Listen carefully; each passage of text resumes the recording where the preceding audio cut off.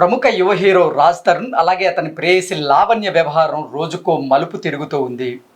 రాజ్ తరుణ్ తనని మోసం చేశాడు అంటూ లావణ్య పోలీసులకు ఫిర్యాదు చేస్తూ రాజ్ తరుణ్ మీద అనేకమైనటువంటి ఆరోపణలు అయితే చేశారు. రాజ్ తరుణ్ తనతో రిలేషన్ని కొనసాగిస్తూనే వేరొకరితో రిలేషన్లోకి వెళ్ళారని, అలాగే ఈ 12 సంవత్సరాలుగా రాజ్ తరుణ్తో తాను సహజీవనం చేశారని, 2016లో తనని వివాహం కూడా చేసుకున్నాడు అంటూ రాజ్ తరుణ్ మీద ఎన్నో ఆరోపణలు చేస్తూనే రాజ్ తరుణ్ శారీరకంగా నన్ను వాడుకొని నన్ను గర్భవతిని చేసి నాకు అబార్షన్ చేయించాడు, హాస్పిటల్కి సంబంధించినటువంటి బిల్లులు కూడా తానే కట్టాడు అంటూ ఆరోపణలు చేసినటువంటి నేపథ్యంలో పోలీసులు రాజ్ తరుణ్ మీద పలు సెక్షన్ల కింద అయితే కేసు అయితే నమోదు చేశారు. 420, 493 అలాగే 506 సెక్షన్ల కింద పోలీసులు రాజ్ తరుణ్ మీద కేసు నమోదు చేసినటువంటి నేపథ్యంలో 493 సెక్షన్ నాన్ బెయిలబుల్ సెక్షన్ కావడం ఇక్కడ గమనార్హం. ఈ నేపథ్యంలోనే రాజ్ తరుణ్ చిక్కుల్లో పడబోతున్నాడు అనేటువంటి వార్తలు కూడా గత 2-3 రోజుల నుంచి మనం చూస్తూనే ఉన్నాం. అయితే లావణ్య మాత్రం రాత్రి ఎట్టి పరిస్థితుల్లో రాజ్ తరుణ్ నాకు కావాలి, రాజ్ తరుణ్ నాకు దక్కకపోతే నేను చనిపోతాను అంటూ తన న్యాయవాదులకి అలాగే కొంతమంది మీడియా సంస్థల యజమానులకి రిపోర్టర్లకు కూడా తాను మెసేజ్ పెట్టినటువంటి నేపథ్యంలోనే రాత్రి తన న్యాయవాదులతో పాటుగా పోలీసులు కూడా తనని కలిసి తనకి కౌన్సిలింగ్ ఇవ్వడం జరిగింది. ఈ నేపథ్యంలోనే అసలు రాత్రి ఏం జరిగింది అనేది మనం తెలుసుకునేటువంటి ప్రయత్నం చేద్దాం. ప్రస్తుతం మనతో పాటు ఉన్నారు ప్రముఖ న్యాయవాది కర్ణం రాజేష్ కుమార్ గారు. ఆయనతో మాట్లాడదాం. రాజేష్ గారు నమస్తే అండి. నమస్తే. రాజేష్ గారు, అసలు రాత్రి ఏమైంది? ఇప్పుడు లావణ్య తరపున మీరు కూడా వాదిస్తూ ఉన్నారు, ఈ కేసులో ఇన్వాల్వ్ అయి ఉన్నారు. మీ దగ్గర లావణ్య సెకండ్ ఒపీనియన్ తీసుకుంది. ఆల్రెడీ దిలీప్ సింకరా కూడా ఆవిడ కేసును వాదిస్తూ ఉన్నటువంటి నేపథ్యంలో అసలు లావణ్య ఈ కేసులో అంటే రాజ్ తరుణ్ మీద ఏ అంశాల మీద కేసు నమోదు చేసింది, ఏ సెక్షన్ల కింద రాజ్ తరుణ్ పైన కేసు నమోదైంది అంటే ఏం చెప్తారు? లావణ్య యాక్చువల్గా ఫస్ట్ టైం కంప్లైంట్లో అంత ఎఫెక్టివ్గా లేదు. సెకండ్ టైం కంప్లైంట్లో వాళ్ళ ప్రైమ్ ఆఫీసీ ప్రూఫ్స్ ఎవిడెన్స్ బట్టి పోలీస్ వాళ్ళు 420, 493, 506 సెక్షన్స్ పెట్టారని మనకు మీడియాలో వార్తల్లో వస్తున్నాయి. ఆమె కూడా నిన్న నాకు 8:30 కాల్ చేస్తే నేను లిఫ్ట్ చేయలేదండి. 9:30 కాల్లో నేను సుదీర్ఘంగా అడిగితే ఇవన్నీ చెప్పింది ఆమె. సరే, ఇప్పుడు ఇలా ఉన్నాం, మన కేసు ఎలా ముందుకెళ్తుంది, ఎవరికి ప్రాబిలిటీగా ఉంటుంది అంటే నేను చెప్పలేమమ్మా. మీ సైడ్ ఎలా అడ్వకేట్ వాదిస్తారో అక్కడ కూడా ఒక అడ్వకేట్. ఇప్పటి వరకు ఆమె ఓన్లీ పాజిటివ్స్ ఉన్నది ఆమె సైడ్. ఇప్పుడు మనం ఎప్పుడైనా కోర్టు బయాస్డ్నెస్ ఉండదు, అన్బయాస్డ్నెస్ గా బ్యాలెన్స్డ్ గా ఉంటుంది. ఇద్దరు here from the both side okay విని ప్రాపర్ జడ్జిమెంట్ అనేది మనకు ఇస్తుంది. ఆ జడ్జిమెంట్కి మనము రెస్పెక్ట్ ఇవ్వాలా, అంగీకారం చెప్పాలా, అది కంపల్సరీ.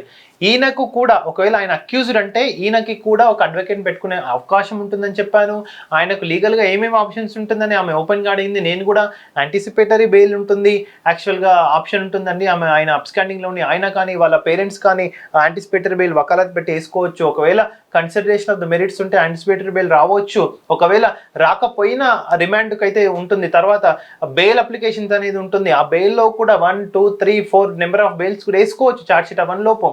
అయితే బెయిల్ ఎన్ని రూపాయలు రావచ్చు అంటే, అమ్మ బెయిల్ మాక్సిమం 60 days లోపు మనం ప్రూవ్ చేయకుంటే బయటకు వదిలేస్తారమ్మా, లేకపోతే ఒక 30 days అటు ఇటు అవుతుంది, డిపెండ్స్ అపాన్ సిచ్యువేషన్. సార్ మళ్ళీ బెయిల్ వచ్చాక పెళ్లి చేసుకుంటాడా, 100% చేసుకుంటా అంటే నేనైతే చెప్తామ్మా. ఇప్పుడు ఆయన అడగాల. మ్యారేజ్ అది పెళ్లి అనేది ఇద్దరి మధ్యలో ఇష్టంతో చేసుకునేది. సంసారం ఏ కోర్టు కానీ ఏ ఇన్స్టిట్యూషన్ కానీ ఫోర్స్ఫుల్గా సంసారం చేయండి అని ఎప్పుడు ఇవ్వదు యాక్చువల్గా, except restitution of conjugal rights. So దాంట్లో మనకు ఆయన ఇష్టం ఉంటే చేసుకుంటాడు, లేకపోతే ఆయనకి ఏం ఆప్షన్స్ ఉంటే ఆయన మూవ్ అవుతాడు అని చెప్పింది. అసలు లావణ్య మిమ్మల్ని కన్సల్ట్ అయింది. లావణ్య దగ్గర ఏ ఆధారాలు ఉన్నాయి, లావణ్య చెప్తున్న ఆ విషయాల్లో ఎంతవరకు వాస్తవాలు ఉన్నాయి అంటే ఏం చెప్తారు? వాస్తవాలు ఇప్పుడు ఆమె చెప్పే ప్రకారం అయితే యాక్చువల్గా మ్యారేజ్ అయింది అని చెప్తుంది. మ్యారేజ్ అయిపోయినాక సెక్షువల్ చీటింగ్, ఇప్పుడు ఒక భార్యాభర్తల మధ్య చీటింగ్ కేసు ఎప్పుడన్నా పెడతారండి పోలీస్ స్టేషన్లో ఉన్నారు, ఒక 5-6 FIR చూపించండి మీరైనా. భార్యాభర్తలు అన్నాక రోజుకు మస్తు కొట్టుకుంటారు, మళ్ళీ కలిసిపోతారు. But there is no cheating involvement. Already పెళ్ళైనప్పుడు చీటింగ్ ఎలా అవుతుంది? ఇప్పుడు నేను 420 సెక్షన్ చీటింగ్ కింద వస్తుంది. 493 అనేది పెళ్లి చేసుకుంటాను నమ్మించి సెక్షువల్ ఇంటర్ కోర్స్ అంటున్నారు. It's okay. నేను ఏమంటున్నా అంటే పెళ్ళైనప్పుడు మళ్ళీ పెళ్ళైనాక సెక్షువల్ ఇంటర్ కోర్స్ ఉండదా? 100% ఉంటుంది. పెళ్లిలో ఇది ఒక ప్యాకేజ్. అది sexual intercourse not it's package. అదేంటిది బాగోగులు చూసుకుంటారు, కీడు దుఃఖాల్లో సుఖాల్లో షేర్ పంచుకుంటారు, సెక్షువల్ ఇంటర్కోర్స్ అవుతారు, పిల్లల్ని అంటారు, సంసారం చేస్తారు, భార్య భర్తలు ఎంతమంది కొందరు కొడతారు, ఇదంతా ఉంటుంది కదా యాక్చువల్ గా. సో దీంట్లో మనకు మేము ఎన్నో చూస్తాం, కొడుతున్న అంటే ఊళ్ళల్లో తండ్రులాడుకుంటారు, మళ్ళీ కలిసిపోతారు, ప్రేమలు ఉంటాయి, ద్వేషాలు ఉంటాయి, అన్ని ఉంటాయి. సో అప్పుడు ఆ టైంలో సెక్షువల్ ఇంటర్కోర్స్ ఏ విధంగా ఉండదండి. ఇప్పుడు పెళ్లి అయిపోయినాక కాల్ చేసినప్పుడు నేను క్వశ్చన్ చేయడం జరిగింది. అంటే పెళ్లికి సంబంధించినటువంటి ఆధారాలు చూపించడం జరిగింది. ఎస్ ఆమె పెళ్ళైనంటుంది, వాళ్ళ పేరెంట్స్ పెళ్ళైనంటుంది, ఆమె అడ్వకేట్ పెళ్ళైనంటున్నారు, కానీ ఆధారాలు అయితే ఇంతవరకు తాళి కట్టిన. అంటే మీకు మిమ్మల్ని కన్సల్ట్ అయ్యారు కదా, మీకు లావణ్య గారు కాల్ చేసిన తర్వాత మీరు అడిగారా మీరు పెళ్ళయిందని రాజధాని మీద పెళ్ళయింది అని చెప్తుంది. మళ్ళీ పెళ్లి కానప్పుడు ఇప్పుడు మళ్ళీ ఇవన్నీ నేను ఇట్లా రివర్స్ క్రాస్ చేస్తుంటే పెళ్లి కాలేదు అన్న. ఇప్పుడు పెళ్ళి అంటే ఓన్లీ లోపల చేసుకున్నాను, పెళ్ళి అంటే తాళి కడితేనే పెళ్లి కాదు. ఇంతకీ లావణ్య ఏం చెప్తున్నారు? అసలు రాజ్ తరుణ్ తో తనకి వివాహం అయిందని చెప్తున్నారా, లేదంటే వివాహం చేసుకుంటానని నమ్మబలికి అయిందనే చెప్తున్నారు? వివాహం అయింది అన్నారు. మళ్ళీ అఫీషియల్ గా ఎప్పుడైనా పెళ్లిళ్ళు రెండు పెళ్లిళ్ళు ఉంటాయా? రెండు పెళ్లిళ్ళు చేసుకుంటారా? సీక్రెట్ గా పెళ్లి చేసుకున్నా పెళ్ళే అది. There is no official marriage and unofficial marriage. Secret గా పెళ్లి చేసుకుంటే పెళ్లి, అది పెళ్లి కిందికి సప్తపది ఇవన్నీ హిందూ మ్యారేజ్ యాక్ట్ ప్రకారం ఉన్నాయి. పెళ్లి ఇంటర్ప్రిటేషన్ స్టాటస్ చెప్తుంది.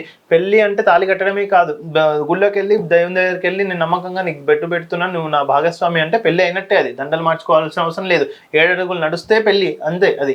ఓకే, సో ఇంటర్ప్రిటేషన్ స్టాటస్ మనకు చెప్తుంది. సో పెళ్లి అయినప్పుడు మళ్ళీ ఈ చీటింగ్లు ఏంటి, 493 ఏంటి ఒకసారి ఆలోచించుకున్నామా. మీరు మీ దగ్గర న్యాయం ఉంటే డెఫినెట్లీగా జ్యుడిషియల్ సిస్టమ్ మీకు సపోర్ట్ చేస్తుంది.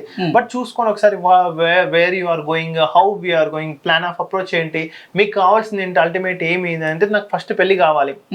పెళ్లి కావాలంటే రాజ్ తరుణ్ని నువ్వు ఇంకా ఎక్కువ ప్రేమించాల్సింది ఉంటుండే. నీ ప్రేమ ఏందో తెలియదు, ఇట్లా ఇబ్బంది పెడితే ఆయన ఎలా చేసుకుంటాడని నేను కూడా ఆమెకు కొన్ని క్రాస్ క్వశ్చన్స్ వివాహం చేసుకుంటానంటూ రాజ్ తరుణ్ నన్ను నమ్మించి మోసం చేశాడని, నాతో శారీరకంగా నాతో సెక్స్ లో పాల్గొని నన్ను గర్భవతిని చేసి తను అబార్షన్ చేయించాడు, హాస్పిటల్ బిల్స్ కూడా తానే కట్టాడు అంటూ లావణ్య. పెళ్ళైనాక ఎవరైనా గర్భవతులు కాకుండా ఉంటారా? క్వశ్చన్, పెళ్ళైనాక గర్భవతులు కాకుండా ఉంటారా?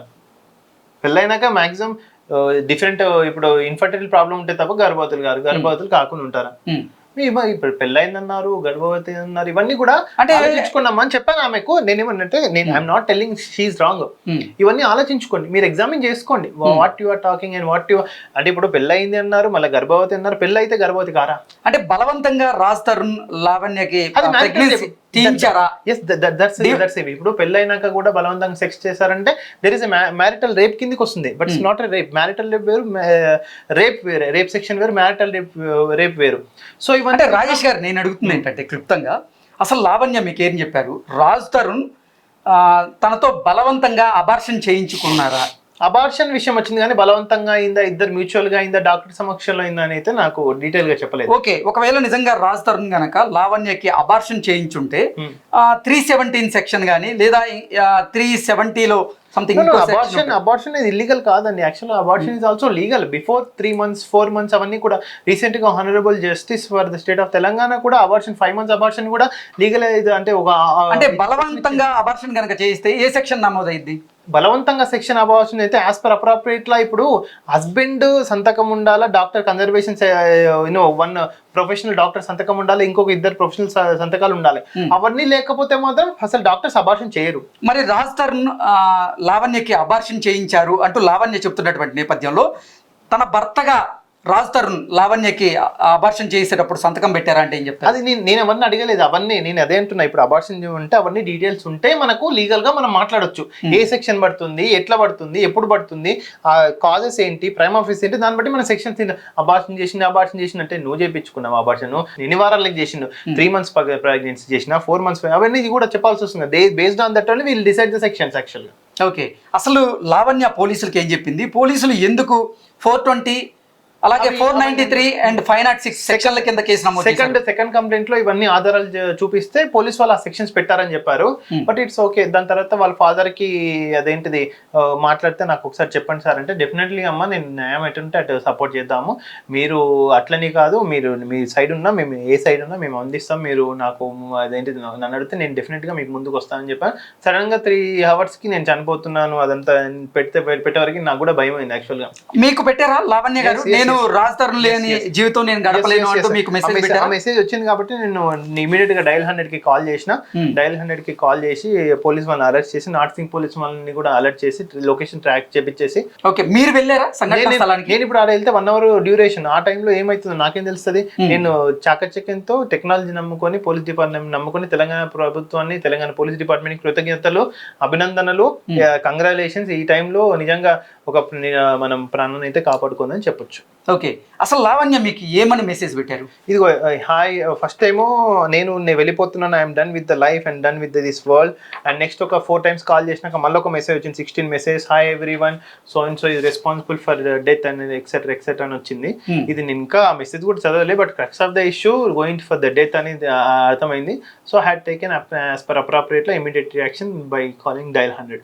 ఓకే, మీరు ఫస్ట్ పోలీసులతో మాట్లాడారు, తర్వాత తన న్యాయవాది అయినటువంటి దిలీప్ కాల్ చేసిన, మీ క్లయింట్ కాల్ చేసిన. బట్ ఆ టైం ఎవరైనా నైట్ 1 అవుతుంది కదా, పడుకుంటారు. He has not lifted. ఎవరైనా లిఫ్ట్ చేసినందుకు మనం ఏం అనుకోము, కానీ ఏ టైంలో అయినా పడుకుంటారు కదా, పోలీసు వాళ్ళు కూడా అనుకుంటారు. 100 కాబట్టి వాళ్ళకి 24/7 కాబట్టి రెస్పాండ్ అయిన, వీళ్ళైతే వాళ్ళు కూడా రెస్పాండ్ కాకపో. లావణ్యతో మీరు మాట్లాడారు కదా, లావణ్య ఏంటి డిప్రెషన్ లో ఉన్నారా? అందుకే ఇటువంటి మెసేజ్లు మీకు డిప్రెషన్ లో ఉన్నారు కాబట్టి ఆమె కొంచెం కౌన్సిలింగ్ ఇవ్వండి, స్టేట్ హోమ్ సపోర్ట్ ఇవ్వండి, డీజీపీకి అయితే మేము రిక్వెస్ట్ చేసినాం, వాళ్ళు కూడా అక్నాలజ్మెంట్ ఇచ్చారు. యాక్చువల్లీ అసలు లావణ్య డిమాండ్ ఏంటి ఇప్పుడు? పెళ్లి అంటున్నారు. పెళ్లి అనేది మనం ఎట్లా చెప్తామండి? ఇప్పుడు ఆయన రాష్ట్రం వస్తే తప్ప ఆయన పెళ్లి చేసుకుంటారు లేదా మనం చెప్పడానికి వస్తుంది. మనం పర్సనల్ గా చెప్పలేము, ఆయన డిపెండ్ అయింది యాక్చువల్లీ. తను అసలు డ్రగ్ కేసులో విరికించిందే రాజ్ తరుణ్, అలాగే మాల్వి మల్హోత్రా అంటూ కూడా అవి కొన్ని చెప్పారు, లావణ్య కొన్ని ఆరోపణలు చేస్తారు, అవి చెప్పారు. బట్ దాని గురించి ఏంటంటే ఆల్రెడీ కోర్టు సమక్షంలో జరుగుతుంది కాబట్టి మనం దాని గురించి మాట్లాడుకోవడానికి రాదు. అంటే ఆ విషయంలో మీకేం చెప్పింది అసలు లావణ్య? ఆ విషయంలో నన్ను కావాలని ఇరికించారు సార్ అదంతా అని చెప్పింది. బట్ ఇట్స్ అల్టిమేట్లీ మీరు అడగలేదా? అంటే అసలు డ్రగ్ కేసులో మిమ్మల్ని ఎలా ఇరికించారు? డ్రగ్స్ విషయంలో ఇరికించారని అంత టాపిక్ రాలే. నన్ను పెళ్లి చేసుకుంటాడా, ఇదే వచ్చింది. ఈ కేసులో ఎలా బయటపడతాడు రాజ్ తరుణ్ అనేది కౌంటర్ క్వశ్చన్స్ అడిగింది. డ్రగ్స్ కేసు ఆల్రెడీ సగం అయిపోయింది. వీళ్ళు ఏనో అక్యూజ్ నెంబర్ ఎంతో ఉన్నారు. వాళ్ళు it will take the law will take their own decision actually. Okay, ఇప్పుడు లావణ్య పోలీసులకు ఫిర్యాదు చేయడంతో రాజ్ తరుణ్ మీద 493 అదేమో నాన్ బెయిలబుల్ సెక్షన్. ఇప్పుడు రాజ్ తరుణ్ గారు చిక్కుల్లో పడినట్టేనా? ఏం జరగబోతుంది 2 రోజుల్లో? ఇప్పుడు ఎవరికైనా అట్ సైడ్ నుంచి ఇట్ సైడ్ సేమ్ ఆప్షన్స్ ఉంటాయి కదండి. The judicial system will hear from both sides and take necessary action as per appropriate law. అదేంటి వాళ్ళకు ఏ న్యాయం అనిపిస్తే అదే వస్తుంది యాక్చువల్గా. ఓకే, అంటే రాజ్ తరుణ్ గారికి ఇప్పటికే చాలా డ్యామేజ్ జరిగిందని రాజ్ తరుణ్ భావించారని, అందుకే లావణ్య గారితో రాజీ కుదుర్చుకునేందుకు కూడా రాజ్ తరుణ్ టీం ప్రయత్నం చేస్తుంది అనేటువంటి వార్తలు ఇప్పుడు సోషల్ మీడియాలో చక్కర్లు కొడుతున్నాయి. లావణ్యకి రాజ్ తరుణ్ 5 కోట్ల రూపాయల ఆఫర్ చేసినట్లుగా కూడా కొన్ని మీడియాలో వస్తున్నాయండి. అంటే దాని గురించి లావణ్య ఏమన్నా చెప్పిందా మీకు? దాని గురించి అయితే ఏం చెప్పలేదండి. యాక్చువల్ దాని గురించి టాపిక్ రాలేదు, అమౌంట్ విషయము టాపిక్ అయితే రాలేదు. ఓకే, అసలు ఓవరాల్ గా ఈ అంశం మీద లావణ్య మీతో ఏం చెప్పింది? అంటే ఈ విషయం ఇట్లా అదేంటిది మనకు ఇబ్బంది, అదేంటిది మనకు అంటే మా సైడ్ నుంచి ఓకే, వాళ్ళ సైడ్ నుంచి ఒకసారి ఆలోచించి చెప్పండి సార్ అని చెప్పింది. నేను షేర్ చేసుకున్నాను. ఎలాంటి ప్రాబిలిటీస్ ఉన్నాయి, జ్యుడిషియల్ గా వాళ్ళకి ఎలాంటి ఆప్షన్స్ ఉన్నాయి, ఏ విధంగా ముందుకెళ్ళొచ్చు అని ఒకసారి. అంటే ఈ కేసులో మొదటిగా తన తరపున వాదించమని దిలీప్ శంకర్ దగ్గరికి వెళ్ళింది కదా, మళ్ళీ మీతో ఎందుకు ఎవరైనా? అంటే ఇప్పుడు దిలీప్ శంకర్ గురించి నెగిటివ్ గా ఎక్కడేం మాట్లాడలేదు, అంత పాజిటివ్ గానే ఉంది. A advocate, not only Dilip Shankar కాదు, నేను కాదు, ఏ అడ్వకేట్ అయినా మా అడ్వకేట్ ప్రొఫెషనల్స్ లో ఒక కేసు తీసుకున్నప్పుడు వాళ్ళ క్లయింట్ 100% న్యాయం చేయాలని చూస్తారు. ఇప్పుడు బట్ ఆమెకు ఒక విషయం చెప్తుంది, నీ సైడ్ నుంచి ఎలా అడ్వకేట్ ఉంటారు, రాజస్థాన్ నుంచి కూడా ఒక అడ్వకేట్ ఉంటారు కదా, వాళ్ళు కూడా ఇలా అదేంటిది ఆయన బయట వేయాలని చూస్తారనే వరకు ఆమె తట్టుకోలేకపోయినట్టుంది. So she has taken this. Okay, అంటే మీతో మాట్లాడిన తర్వాత మీరు ఇచ్చినటువంటి రిప్లై ప్రకారంగా ఆవిడ నిర్ణయానికి వచ్చిందని ఒపీనియన్ తీసుకున్నాక ఇట్లా చివరికి మాకు కూడా కరెక్ట్ షాక్ అయ్యి పోలీసు వాళ్ళకి ఇంటిమేట్ చేసినాం. ఓకే, ఏంటండి దీంట్లో రాజ్ తరుణ్ గారి పరిస్థితి ఎలా ఉండబోతుంది కేసులో? నిజంగా తప్పు చేస్తే మాత్రం ఆయన కూడా చట్టంలో మనం శిక్షణ ఎదుర్కోవాల్సి వస్తుందండి. బట్ జస్టిస్ అనేది ఇద్దరికి ఫస్ట్ ఈక్వల్ ఆపర్చునిటీస్ వస్తుంది to hear from both sides. We have to take. ఇప్పుడు పెళ్ళి అయింది కాలేదు, పెళ్ళి అయితే ఒక లెక్క, ఇప్పుడు మొత్తం ప్రాపర్ గా మొత్తం కేసు పెళ్ళి అయితే ఒక లెక్క, పెళ్లి కాకపోతే ఒక లెక్క, దాని ప్రకారం నడుస్తుంది. సో మీకైతే పెళ్ళి అయిందని చెప్తాను, పెళ్ళి అయిందని చెప్తాను. పెళ్ళి అయితే నేనేమంటే అసలు ఈ కంప్లైంట్ ఈ విధంగా ఎట్లా వెళ్ళింది? ఇప్పుడు పెళ్ళి అయింది అంటే సేమ్ ఇన్సిడెంట్ మీద 498 DVC మెయింటెనెన్స్ కేసు ఇవి పెడతారు యాక్చువల్గా మాక్సిమం. ఓకే, సో మీది అట్లీస్ట్ ఇప్పుడు ఇది దీనికి ఇప్పుడు పెళ్ళి అయింది అంటే ఇది క్వాష్ కూడా ఎలిజిబుల్. ఎందుకంటే పెళ్ళి అయిన వాళ్ళ మీద సెక్షువల్ హరాస్మెంట్, చీటింగ్ ఇవన్నీ సరికాదు, సరికాదు. So you have to take another sections అని కూడా ఆమె ఎడ్యుకేట్ చేసాం యాక్చువల్గా. ఓకే, అంటే ఇప్పుడు ఏదైతే ఈ కేసులో పెట్టిన సెక్షన్స్ సరైనవి కాదంటారు. పెళ్ళి అయితే మాత్రం క్వాష్ కి it's ground. It's my analysis that we can challenge in any other things also. పెళ్ళి అయితే ఈ సెక్షన్స్ అంటే అప్లికబుల్ కావు. పెళ్ళి అయితే 498 DVC మెయింటెనెన్స్ ఇవి ఎలిజిబుల్ అవుతాయి. ఓకే, అంటే అసలు 493 ఏం చెప్తుంది? 493 పెళ్లి చేసుకుంటానే మోసం చేసి సెక్షువల్ ఇంటర్ కోర్స్ చేసినాం కాబట్టి 493. ఆల్రెడీ ఇక్కడ పెళ్లి అయిందని కంక్లూజన్ వస్తుంది. మళ్ళీ 493 అనేదే మన క్వశ్చన్ ఇక్కడ. ఒకవేళ పెళ్లి కనుక అయ్యి ఉంటే అంటే 498 వస్తుంది, 493 కాదు. 498A డొమెస్టిక్ వైలెన్స్ మెయింటెనెన్స్ కి ఇవి వస్తాయి. ఓకే, ఒకవేళ రాజ్ తరుణ్కి లావణ్యకి పెళ్ళి అయ్యి ఉంటే, నిజంగా లావణ్య గర్భవతి కనుక అయ్యి ఉంటే, రాజ్ తరుణ్ కనుక లావణ్యకి అబార్షన్ చేయించి ఉంటే చట్టపరంగా ఎటువంటి చర్యలు ఉంటాయి రాజ్ తరుణ్ మీద? అంటే ఇద్దరు మ్యూచువల్ గా అబార్షన్ చేయించుకుంటే ప్రాబ్లం లేదు, కానీ బలవంతంగా కనుక అబార్షన్ చేయించి ఉంటే నిజంగా తన భర్తగా రాజ్ తరుణ్ లావణ్య అబార్షన్ పత్రం మీద సంతకం చేసి అదే సంతకాలు కావాలి, ఏ వీక్ లో కావాలి, ఎప్పుడు కావాలి, ఎప్పుడైనా అవన్నీ డీటెయిల్స్ బట్టి చెప్పొచ్చు సెక్షన్స్. అవి మనం ఒక కంక్లూజన్ కి రాలేము యాక్చువల్. అంటే దిలీప్ శుంకర్ గారికి లావణ్య గారు అన్ని ఆధారాలు కూడా సబ్మిట్ చేశారని చెప్తున్నారు. మరి మీకు ఆ ఆధారాలను ఏం చూపించలేదు? నాతో జరిగింది only 25 minutes conversation, telephone conversation, that WhatsApp call. It's be record. Dilip Shankar కదా, ఆయన ఒకళ్ళు తీసుకుని కాబట్టి ఆయన 700 కదా 70,000 పేజీలు కూడా రాసుకోవచ్చు. నాకు సడన్ గా కాల్ వచ్చింది, 1 hour లో నేను లిఫ్ట్ చేయలేదు, మళ్ళీ నెక్స్ట్ కాల్ లిఫ్ట్ చేసిన. So that it was happen. Okay okay. So Rajesh గారు చెప్తున్నట్లుగా నిన్న అర్ధరాత్రి లావణ్య రాజేష్ గారికి కొన్ని మెసేజ్లు పెట్టింది. నేను వెళ్ళిపోతున్నాను, I'm done with this life and done with this world అంటూ మెసేజ్లు పెడుతూనే ఈ కన్వర్జేషన్ అంతా కూడా తను చేయడం జరిగింది. అప్పటికీ రాజేష్ గారు వాదించేటువంటి ప్రయత్నం చేశారు. అమ్మా ఇలాంటివి చేయకూడదు, మీకు ఏదన్నా ఉంటే మీరు డిప్రెషన్ నుంచి బయటకు తీసుకొచ్చేటువంటి ప్రయత్నం మేము చేస్తాము అంటూ కూడా రాజేష్ గారు లావణ్యకి చెప్పినట్లుగా కూడా రాజేష్ గారు అయితే మనకి తెలియజేస్తున్నారు. థ్యాంక్ యూ రాజేష్ గారు, thank you so much. Thank you.